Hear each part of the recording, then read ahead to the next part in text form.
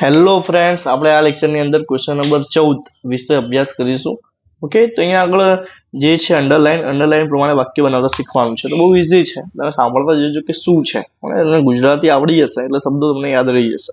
બહુ યાદ રાખજો ને, બહુ ઇઝી છે. Rohan likes the bike, black bike.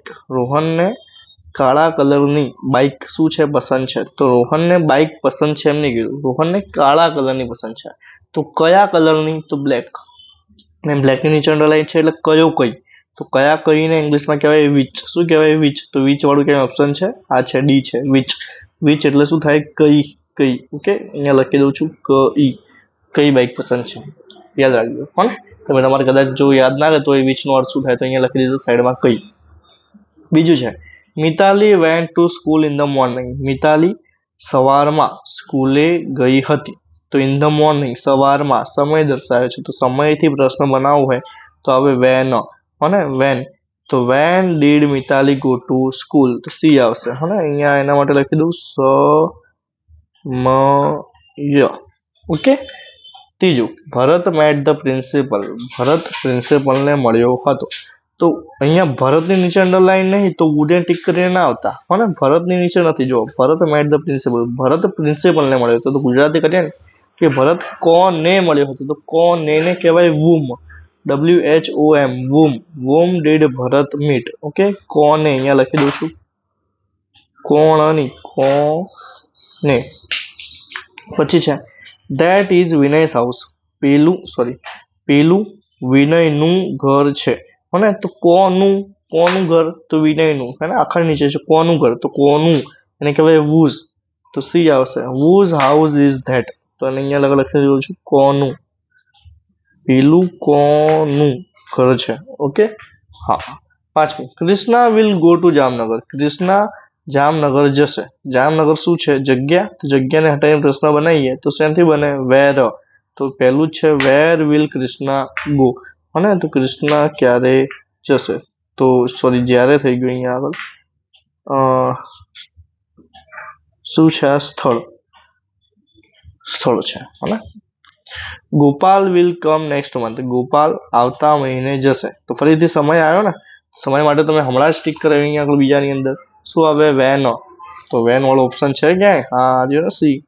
When will Gopal કમ. હા ને, ગોપાલ ક્યારે આવશે? આવતા મહિને.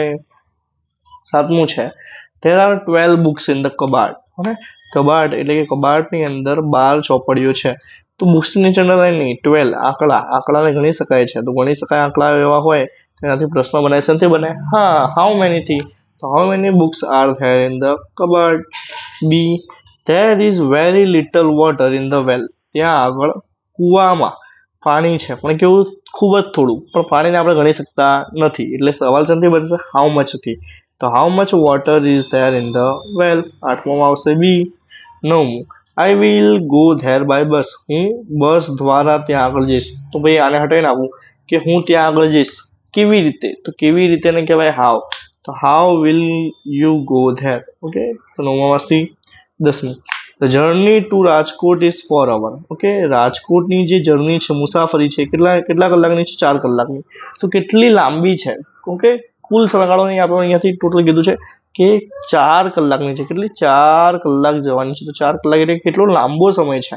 અને તેના માટે સમય એવો લાંબો સમય છે એટલે સવાલ બનશે how long is the journey to Rajkot. Okay. 11મું છે the post office is 3 kilometre from the school. અને હું એમ રાખું છું કે પોસ્ટ ઓફિસ અહીંયા છે, અહીંયાથી સ્કૂલ અહીંયા છે. કે પોસ્ટ ઓફિસથી સ્કૂલે જવાનો જે રસ્તો છે એ કેટલા કિલોમીટરનો છે? 3 કિલોમીટરનો છે. તો બે જગ્યા વચ્ચે કુલ કેટલું અંતર છે એવું નક્કી કરવું હોય તો સવાલ બને હાઉ ફાર થી. તો how far is the post office from the school. Okay, ચલો 12મું, આઈ હેવ 1000 રૂપીસ. મારી પાસે 1000 રૂપિયા છે.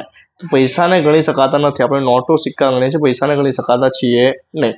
તો એના માટે અહીંયા આગળ પૈસા નહીં ગણાતા એટલે શબ્દ કયો આવશે? How much money do you have. તમારી પાસે કેટલા પૈસા છે? રેડી? તો જો તમને વિડીયો ખબર પડી હોય, તમને ગમ્યો હોય તો ચેનલને સબસ્ક્રાઈબ કરો, લાઇક કરો અને શેર કરો. અને જો ખબર નહીં પડી કોઈ વસ્તુની અંદર તો કમેન્ટ કરો. હું શ્યોર કોશિશ કરીશ કે તમને સમજાવું ફરીથી. Okay, thank you.